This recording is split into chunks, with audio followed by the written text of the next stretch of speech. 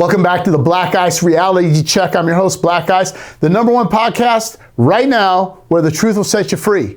If you don't come see me today, I can't help you. I'm going to talk today about one topic. Right now, it's called ladies and women. Are you a liability or are you an asset to a relationship? So I want you to sit back and ask yourself, what do I bring to the relationship? I'm going to address this. Men, providers, protectors. Women, ladies, girls. What do you bring to the relationship? Are you a liability and asset? So here we go. When I ask a lady what she brings to a relationship, the first response is, I'm good looking, I have money, I have a MBA, I have a business. Men don't care about that when they're looking for a potential partner, mate, wife, okay? We look at one thing. Does she have feminine qualities? Is she attractive? Is she youthful to bear children if he wants children? Is she in shape? Is she cooperative? Is she non-combative? Is she submissive to the cause and the overall growth of the family and will follow the man's lead? Is she empathetic? Is she affectionate? Is she understanding? Those are some of the 10 qualities that we look for. So if a woman says, well, I'm a strong woman, let me define that. A strong woman in definition means that you're a masculine woman. A strong woman means that you're a weak woman. And I've talked about this before. It's easy for a woman to say, I'm a strong woman. It's hard for a woman to say, I'm a woman of strength. That requires maturity, discipline, aptitude, understanding, and it's longevity in a relationship. If you say you're a woman of strength, you will allow yourself to fall into the gender role of a woman, which is a feminine woman, which equals your gender responsibilities in a relationship. The man's responsibilities in the relationship is to go out, slay the dragon, provide, bring income in, support the family, protect the family, do the manly jobs of the house. When a woman says, I want to be the man in the relationship, what she's saying is she does not align with the gender roles. And then I get the response is, well, I'm a modern day woman. Modern day women are single. And they're single for a reason. They're single because they tried to step outside of their gender role. And they want to be in the matrix. The matrix is designed to oppress individuals, give them a false sense of reality, and let them know that this is how it's supposed to be. The reality is that's not how it's supposed to be. That's how you've been programmed by the matrix. So, with that being said, are you a liability? And you say, well, what does that mean? Are you bringing peace to the relationship? Are you bringing, look, the man already has these requirements. I tell men this, have your income stable for the last 5 years. Make sure you have a stable income. Make sure you can support yourself. Before you get married, men, make sure you can support a woman financially. Why do I say that? Because when a woman comes into a relationship, one of the things you have to understand is this, and I'm a big proponent of this. You want to give your partner, life partner, girlfriend, live-in girlfriend, wife, whatever you want to call it, the option, if you do have children, to be a stay-at-home mom. You do not want a daycare raising your child. Famous statement from an old mentor of mine. If you put your kids in daycare, one day when you get older, they're going to put you in daycare. I never put my kids in daycare. One time when there was a medical emergency, I had to put my son somewhere. But when I'm old, cranky, and in a walker and I have a pee bag, I would hope he doesn't put me in an old folks home. So Before you get in a relationship, men, make sure you have the financials in line. Make sure your stability is in line. Make sure you have a stable income for 5 years. Make sure you have an abode, a house, a roof over your head, cars, vehicles, investments. Then go, I am ready to go out and find a girlfriend, potential life partner, potential wife. Now, when you get married,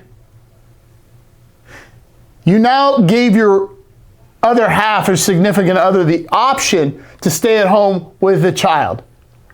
This is what the man is supposed to bring to the table.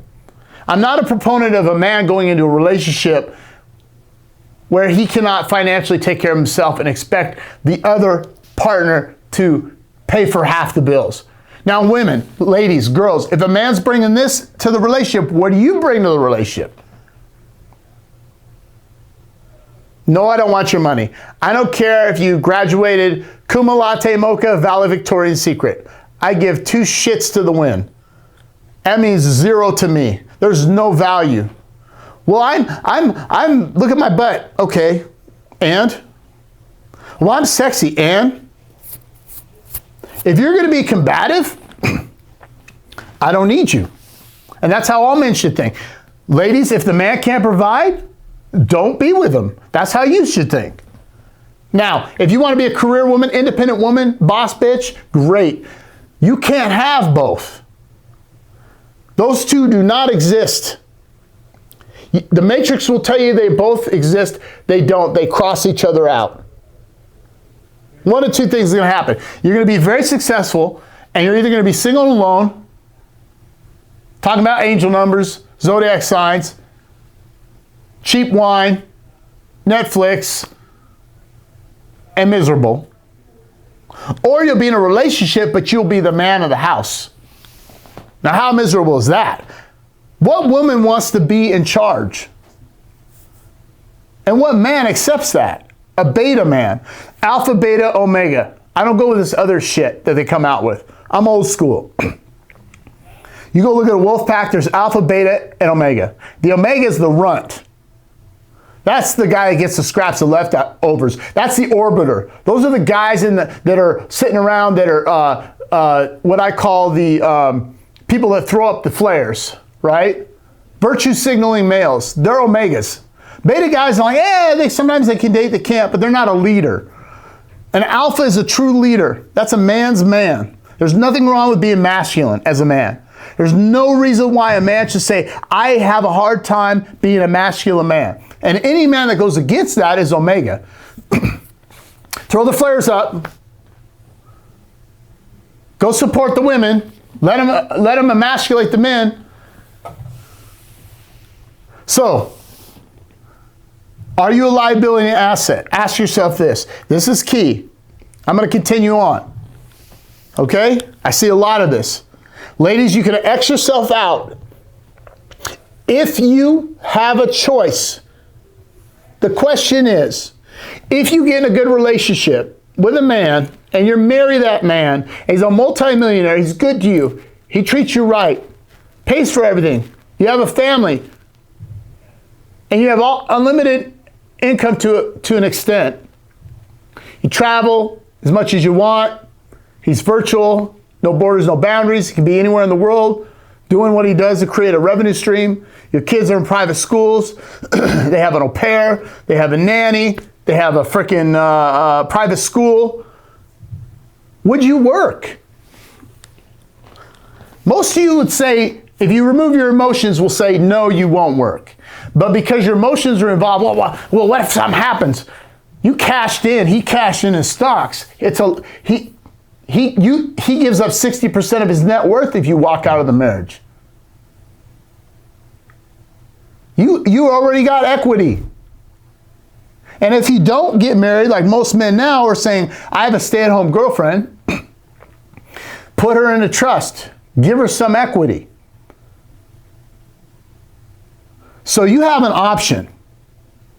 And the challenge right now is society has taught us inside the matrix, ladies, be an independent woman. Your relationships suck. You know it and I know it. You haven't had a great relationship in a while. Every time you get out of one, the guy was toxic. He was a narcissist. He cheated on me, which are all probably true. But why? Why did he cheat on you? Why was he a narcissist with you? Ask yourself these questions. Why was it toxic? And I tell these women, anytime you point a finger at a man and you're saying it was toxic, you got 3 fingers pointing back at you. You need to look in the mirror and get a reality check. It's time to get your big girl panties and put them on and get your panties out of a wad. Because I'm telling you, the last 100 years, 2,000 years, 1,000 years, men haven't changed. You've changed. We still believe in chivalry. We still want to provide, protect. You're the ones that changed. You changed with the feminist movement. And it's taught in college. It's taught from your broken home that left the nuclear family. Mom and dad got divorced. She thought she could do better. He cheated. Whatever the case was, they didn't stay together. For good, for better, or for worse, in sickness and health, till death do you part. We're Christians, but you still got divorced because he cheated. So you're not a Christian. You're a hypocrite. I'm not justifying saying it was right, but it happened. Or she thought the grass was greener. And your mom raised you. And she told you don't rely on a man. Guess what? Are you going to teach your daughters that? Or you raised a boy to be a beta. So I hit hard on these topics. Because there's too many liabilities out there. Men, stop accepting excuses and stop being with women that are liabilities. I don't care where you're at. I don't care if you make 20 grand, 40 grand, 50 grand, 100 grand, 200 grand, 300,000, 200,000, whatever it is, 15 million a year. I talk with all types of income guys. And I see way too many men that fail because they get with a woman that's a huge liability and risk and not an asset and a value. The woman that comes in, and I say this, well, the woman say, why didn't the man come in? Because you don't date down, you date up, ladies. It's called hypergamy. Go look it up. Hypergamy. Look it up on Wikipedia. It'll tell you what it means. You date at your socioeconomic level and or above. So I know you're following me. So if that's the case, men, stop bringing in liabilities and risk. I don't care if you're single. Make that cash before you get the ass. That's my famous quote. Black ice. Cash before the ass. Don't try to get the ass when you ain't got your cash together. Because then that will be a liability. Well, what if she wants me for my money? Vet her out. Don't spoil her too much. You start buying her a brand new Birkin bag and YSL heels every month, she's going to expect that. I'm not even saying to do that. I've been with my girlfriend 4 years. Live-in, stay-at-home girlfriend. She's got 2 Louis Vuitton purses, YSL red bottom shoes. 4. 2 items of each. 4 years. She's got other things I bought her, you know, nice Tom Ford sunglasses, Louis Vuitton sunglasses. My point is this, those are birthdays and Christmases. We don't go on shopping sprees like that. Now we're in a recession. I don't care what industry you're in. I don't care what you're doing. You know what's recession proof? YouTube, gaming, and hospitals. They're all needed, and they're all used more in a recession. People are sick mentally, they go to the hospital. They're bored at home smoking pot, watching porn, that goes up too in a recession. They're playing video games, right? They're watching YouTube. So in a recession, the YouTubers make more money. When you're busy working, you ain't watching YouTube. So, women, if you have a lot of problems and you don't want to be an asset, then don't be an asset. Stay single. Buy a cat, get a dog for affection. I don't know. Do your thing. But if you're in your early 30s and you're somewhat attractive, and you're single, it isn't by frickin' choice. It's because you're a liability and a risk. And you've overvalued yourself in the sexual marketplace. Hope that makes sense. Stay strong. I hope this makes sense. And remember, make sure you subscribe to the channel. I get a lot of views, not a lot of subscribers like I'd like, but we got to grow this channel. Send the message out. Make sure you subscribe. Make sure you share the video. That helps the algorithm. Make sure you like the video and comment on the video. I want to hear from you. Follow me on Instagram. I'm on TikTok. I got a new TikTok. The old one got deleted or removed. I'll see you soon. Stay strong.